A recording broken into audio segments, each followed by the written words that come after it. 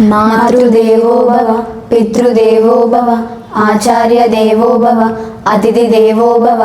గురు బ్రహ్మ గురు విష్ణు గురుదేవో మహేశ్వర, గురు సాక్షాత్ పరబ్రహ్మ తస్మై శ్రీ గురవే నమః.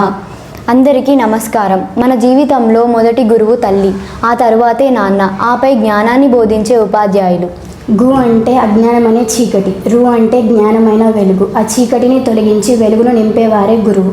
గురువు అంటే పాఠాలు చెప్పేవారే కాదు, మంచిని బోధించే ఎవరైనా గురువే.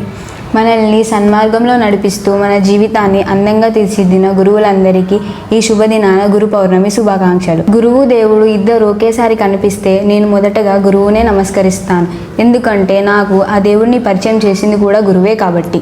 గురు కృప లేని జ్ఞానము నీరు లేని చెరువు లాంటిది. చాణక్యుల వంటి గురువుల వల్లనే చంద్రగుప్తుని వంటి చక్రవర్తులు ఉదయిస్తారు. రామకృష్ణ పరమహంస వంటి గురువుల వల్లనే వివేకానందుని లాంటి విశ్వ విజేతలు ఉదయిస్తారు.